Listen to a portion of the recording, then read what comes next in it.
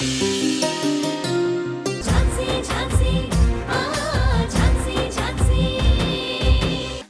దగ్గర వాగినట్టు వాళ్ళ దగ్గర కూడా వాగావనుకో, నాలో మరో సోమేశ్వరరావుని చూస్తావు.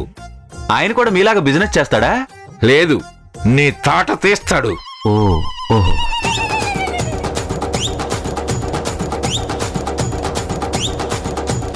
నాన్న, వాడు అల్లరి సంగతి తెలిసిందే కదా, వదిలేయండి. ఒక ఇంపార్టెంట్ వర్క్ ఉంది. ఏంట్రది? అది ఈ రోజు ఈవినింగ్ కల్లా మనం కొటేషన్ ఫైనల్ చేయాలి. 1 అవర్ కూర్చుంటే ఒక కొలిక్ వస్తుంది. అబ్బా, ఏంట్రా ధనుంజయ్ ఇది? ఎప్పుడు చూసినా బిజినెస్ బిజినెస్ అంటావు. రేపు ఇంట్లో ఫంక్షన్ కూడాను. సరదాగా 4 మాటలు మాట్లాడుకోకూడదా? వచ్చాడండి సరదా బుల్లోడు. ఈయనగారే చెప్పాలి సరదా ముచ్చట్లు. అలా అంటే ఎలా నాన్న? బిజినెస్ గురించి మీకు తెలిసిందే కదా. ఆ కొటేషన్ ప్రిపేర్ చేసి సబ్మిట్ చేస్తే మిగతాది నేను చూసుకుంటాను. బిజినెస్ బిజినెస్ బిజినెస్ 40 సంవత్సరాలుగా ఏకధాటిగా వర్క్ చేస్తూనే ఉన్నాను. ఇక దీని నుండి నాకు విముక్తి లేదా?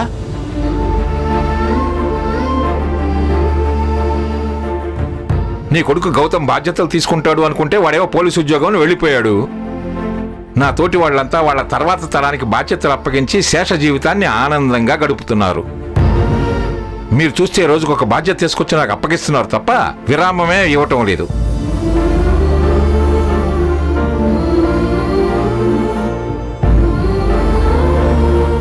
అమ్మ మృణాల్ని, వీళ్ళని నమ్ముకొని లాభం లేదు. గౌతమ్ ఎలాగో పక్కకు తప్పుకున్నాడు కాబట్టి ఇక మిగిలింది నీ కొడుకు దీపక్కే.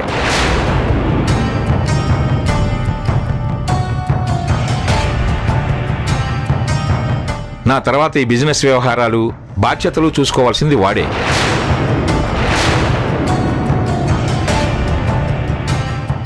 దీపక్ని అర్జెంటుగా రమ్మని చెప్పు. ఇప్పటి నుంచే ధనుంజయ్ వాడికి బిజినెస్ వ్యవహారాలు చెప్తాడు. అన్ని రకాల బిజినెస్ టెక్నిక్స్ అండ్ ఎథిక్స్ నేర్పించి ఈ సోమేశ్వరరావుకి వ్యాపార వారసుడిగా తయారు చేస్తాడు.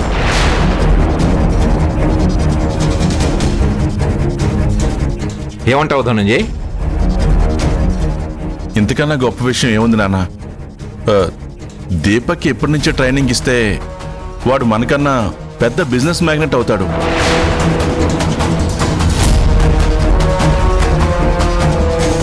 అవును మృణాల్ని, అదీ కాక వాణ్ణి చూసి చాలా రోజులైంది. మరీ అంత పెద్ద చదువులు కూడా కాదు కదా. దీపక్ని రమ్మని చెప్పొచ్చు కదా. నేను కూడా అదే చెప్తున్నాను కమలా. అయినా నా మాట వినిపించుకుంటేనే కదా. ఉన్నది ఒక్కగానొక్క కొడుకు. వాడి చదువులేమిటో వీళ్ళ పెంపకాలేమిటో నాకేమీ అర్థం కావటం లేదు.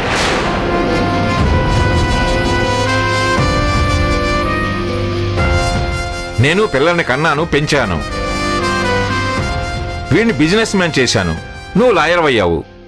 ఇకపోతే చంద్రమోహనం, వీడు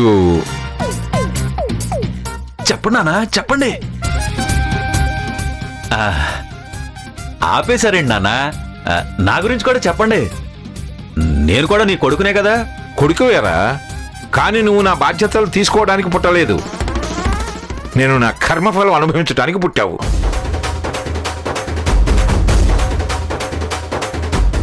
చూసావా, అది మన రేంజ్. థ్యాంక్స్ నాన్న, ఎప్పటికైనా నా గొప్పతనాన్ని ఒప్పుకున్నావు. ఇది వీడు వరుస. తిట్టుకి పొగట్టుకి కూడా తేడా తెలీదు. తిట్టాడా? ఇలాంటి వీడిని కూడా భరిస్తున్నాను. అలాంటిది బంగారం లాంటి నీ కొడుకుని అందరికీ దూరంగా పెంచుతున్నారు ఎందుకు? ఏంటి వరప్రసాద్, నా కూతురు ఎలాగూ నా మాటను సీరియస్గా తీసుకోవడం లేదు. కనీసం నువ్వైనా నా మనవడు దీపక్ని తీసుకురావచ్చు కదా. వాడిని చూడాలని ఉందయ్యా. అలాగే మావయ్య, తప్పకుండా తీసుకొస్తాను.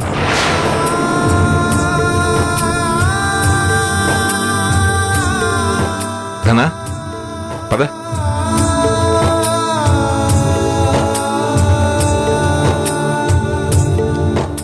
రాక మనం చూద్దాం.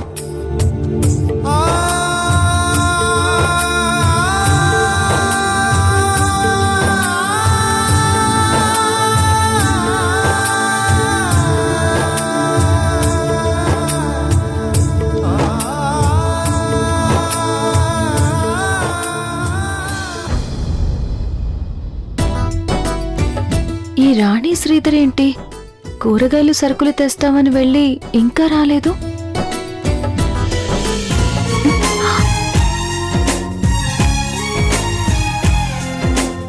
గౌతమ్ గారు, అరే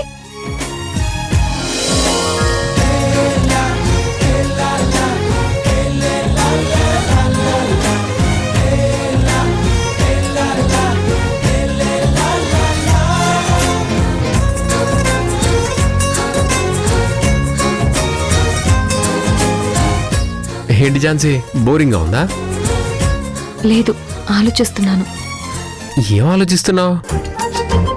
మీ వాళ్ళు నన్ను యాక్సెప్ట్ చేస్తారా లేదా, మన పెళ్ళి అవుతుందా లేదా అని భయంగా ఉంది. డోంట్ వరీ ఝాన్సీ, మై హూనా. నన్ను నమ్ము, మన పెళ్లి అంగరంగ వైభవంగా జరుగుతుంది. మీరు పాజిటివ్గా ఆలోచిస్తున్నారు, నేను ప్రాక్టికల్గా ఆలోచిస్తున్నాను. ఏంటి, నమ్మడం లేదా?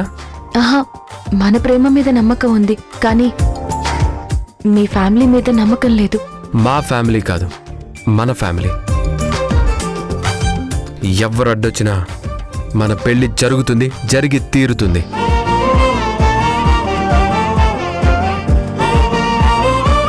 ఒక్క నిమిషం, మన పెళ్లి ఎలా జరుగుతుందో నీకిప్పుడే ఒక డెమో చూపిస్తాను. ఎస్, పక్క జరుగు జరుగు. ఏంటి? చెప్తాను, జస్ట్ వెయిట్. ఎస్, గౌతమ్ గారు, చేయి కాలుతుంది. మీరుండండి.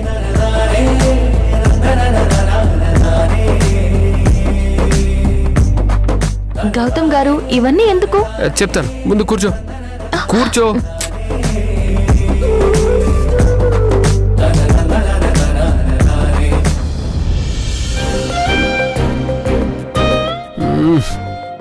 నువ్విప్పుడు లాయర్ ఝాన్సీవి కాదు, చిరంజీవి లక్ష్మి సౌభాగ్యవతి ఝాన్సీవి. ఆ? నాకు అర్థం కాలేదు. అంటే చీలాసౌ ఝాన్సీ, నువ్వు పెళ్లి కూతురువి. పెళ్లి కూతురు అంటే ఎలా ఉండాలి? కాలివు, చేతులు ఇలా పెట్టు.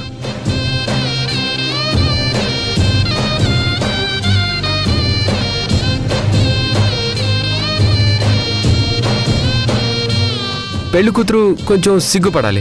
ఏది సిగ్గుపడు, తల దించుకో. అది నేనిప్పుడు చిరంజీవి గౌతమ్, అంటే పెళ్లి కొడుకుని. ఇప్పుడు పంతులు గారు మనతో హోమం చేయిస్తారు. ఓవైపు వేద మంత్రాలు, మరోవైపు బాజా భజంత్రీలు. చూడు.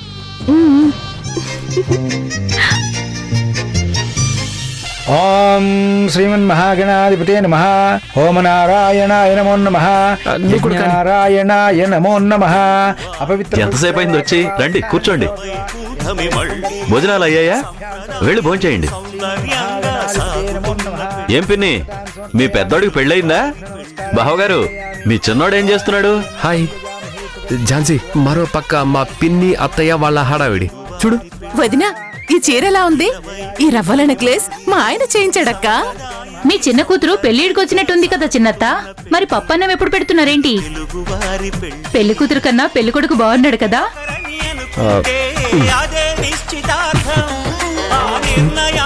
అది వాళ్ళ అభిప్రాయం అండి బాబు. ఈ లోపు మన పిల్లలు, అదే మన స్వీటీ వంశీ, వాళ్ళు చెరో పక్కకొచ్చి మన భుజాల మీద చేతులేసి మనకి కబుర్లు చెప్తూ ముద్దులు పెడతారు. అలాగే నేను కూడా కబుర్లు చెప్తూ నీకు కూడా ముద్దులు పెడతాను. ఓకే. ఇకపోతే మా తాతయ్య సోమేశ్వరరావు గారి వంతు. ఆయన వచ్చిన చుట్టాలతో నా గురించి చెప్తుంటాడు. ఇదిగో నా పక్కనే నిల్చొని ఉన్నాడు.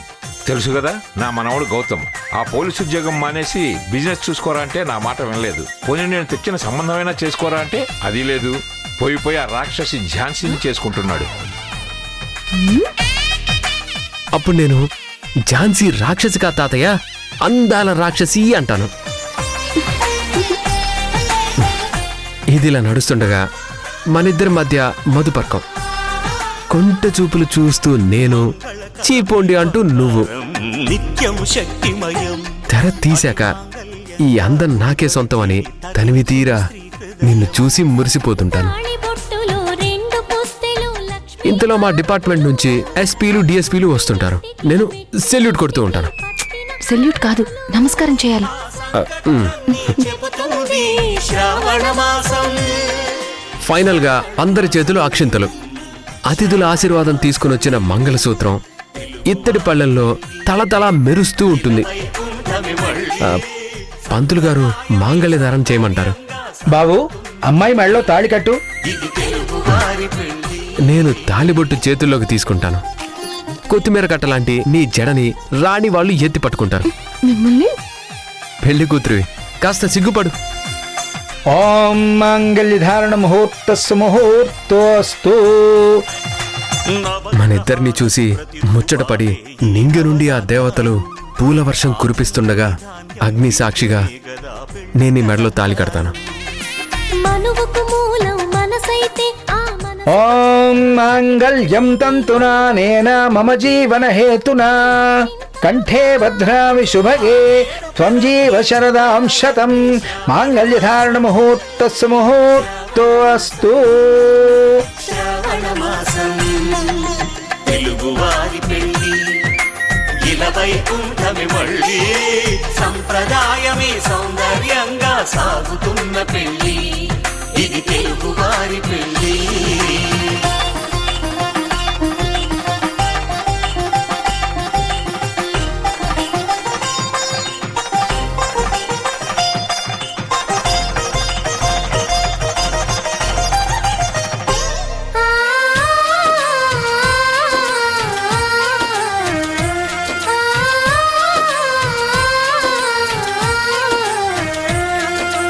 ఒకే కలపతో ఒకే పలకగా పెళ్లి పీట ఉంది.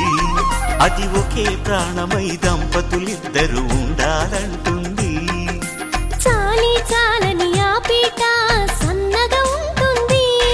అది సర్దుకుపోయే మనసుండాలని జంటకు చెబుతుంది. తాళి కట్టేశాను. ఇక ఈ క్షణం నుంచి నువ్వు నేను వేరు కాదు, ఇద్దరం ఒకటే. ఇప్పటి వరకు ఎదురెదురుగా కూర్చున్న మనం నవదంపతులం అయి పక్క పక్కన కూర్చుంటాం. అందరి ఆశీర్వాదాలు అక్షింతల్లా మన మీద పడుతూ ఉంటాయి. కృతజ్ఞతగా మనం వాళ్ళకి నమస్కరిస్తూ ఉంటాం. ఇది తెలుగువారి పెళ్లి.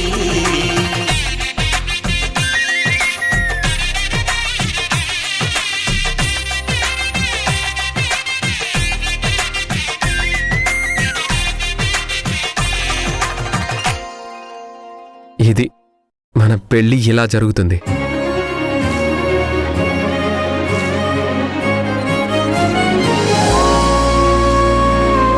అయ్యో ఝాన్సీ, ఏంటి కన్నీళ్ళు?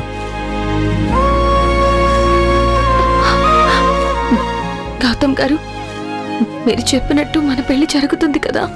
జరగడం ఏంటండి, జస్ట్ ఇప్పుడే మన పెళ్లి అయిపోయింది. నెత్తిన జీలకర్ర బెల్లం కూడా ఉంది. డౌట్ ఉంటే చూసుకోండి.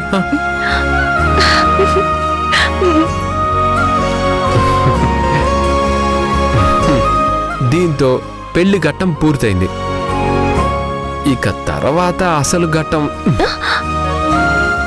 అద్భుతమైనది, మరపురానిది, ఎన్నాళ్ళగానో ఎదురు చూసిన తరుణం. ఏంటది? ఏంటో తెలీదా? తెలీదు. అదే మన శోభనం.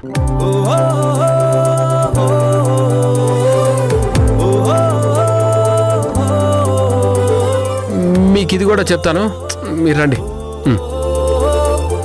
ఉండండి, ఓకే? ఆ రోజు రాత్రి శోభనం గదిలో నీకోసం వెయిట్ చేస్తూ ఉంటాను. అప్పుడు నువ్వు పాల గ్లాస్తో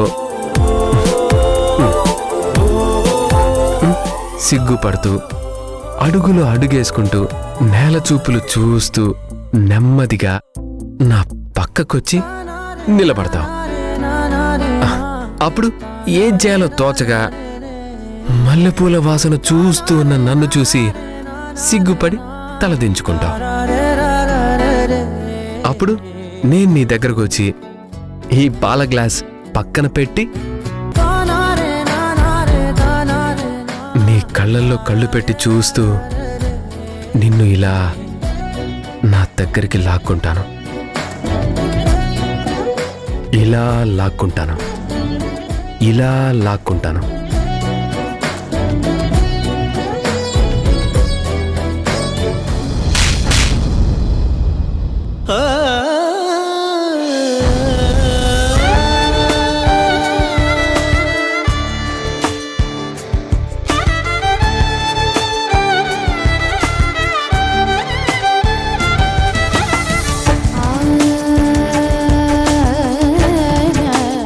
అదేంటక్క బావగారిని అలా కొట్టేశావేంటి?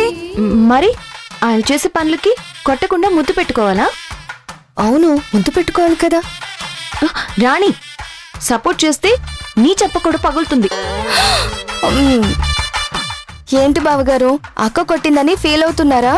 చచ్చా, అలాంటిదేం లేదు. సాక్షాత్తు శ్రీకృష్ణుడిని సత్యభామ కాలుతో తన్నింది. ఇదంతా ఒక్కోసారి కలహం కూడా అందమైన సరసం. ఏం పర్వాలేదులే సార్, ఇవన్నీ కామనే. పోను పోను అలవాటు అవుతుంది. ఇలాంటివి చాలా జరుగుతాయి. ఊరుకోండి, మా అక్క అలాంటిదేమీ కాదు. ఏదో ప్రేమగా ముట్టుకోవాలనిపించి అలా చేసింది. నువ్వు రా అక్క, మనం వెళ్ళి వంట చేసుకుందాం.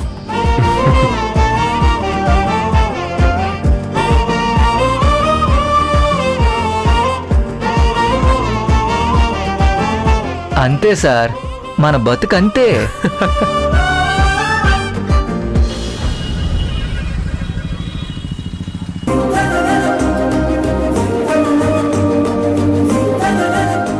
కూర్చోండి.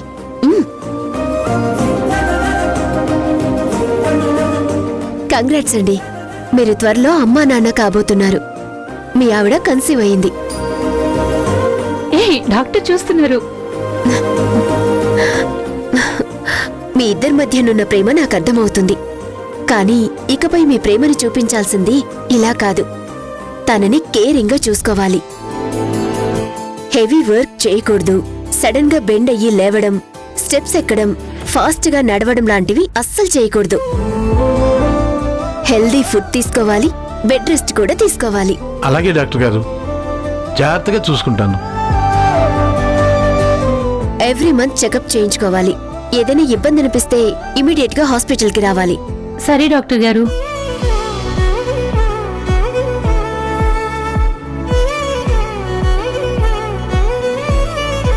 ఈ మెడిసిన్స్ తో పాటు ఫ్రూట్స్ కూడా బాగా తీసుకోండి. ఇదిగోండి. సరే, ఇక బయలుదేరండి. చాలా థాంక్స్ డాక్టర్ గారు.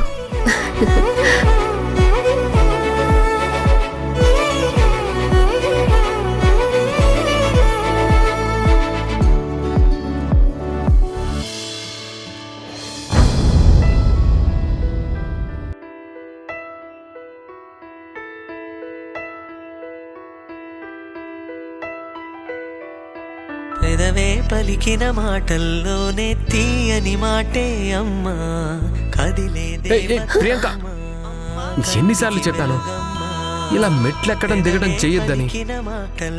కిందకి వెళ్ళాలంటే నాకు చెప్పాలి కదా.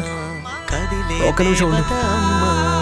కంటికి వెలుగమ్మా, తనలో మమతే కలిపి పెడుతుంది ముద్దగా, తనలాలి పాటలోని సరిగమ పంచుతుంది ప్రేమ మధురిమ. పెదవే పలికిన మాటల్లోనే తీయని మాటే అమ్మా, కదిలే దేవత అమ్మా, కంటికి వెలుగమ్మా. పెదవే పలికిన మాటల్లోనే తీయని మాటే అమ్మా, కదిలే దేవత అమ్మా, కంటికి వెలుగమ్మా, తనలో మమతే కలిపి పెడుతుంది ముద్దగా, తనలాలి పాటలోని సరిగమ పంచుతుంది ప్రేమ మధురిమ.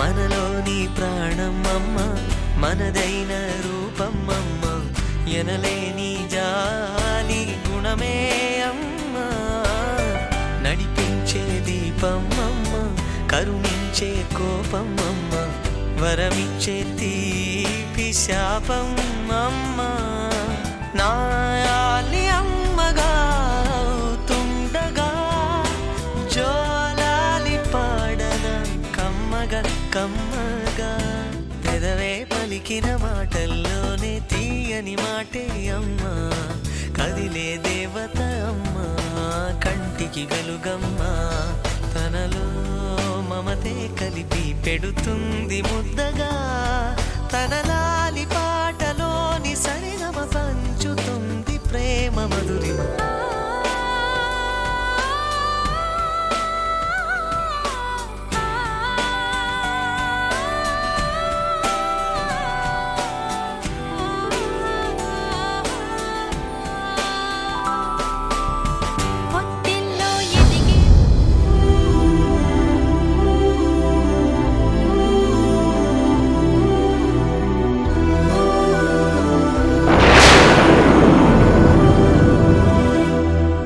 ప్లీజ్ గౌతమ్ గారు, నా కోసం నాన్ వెజ్ తినకుండా ఉండలేరా?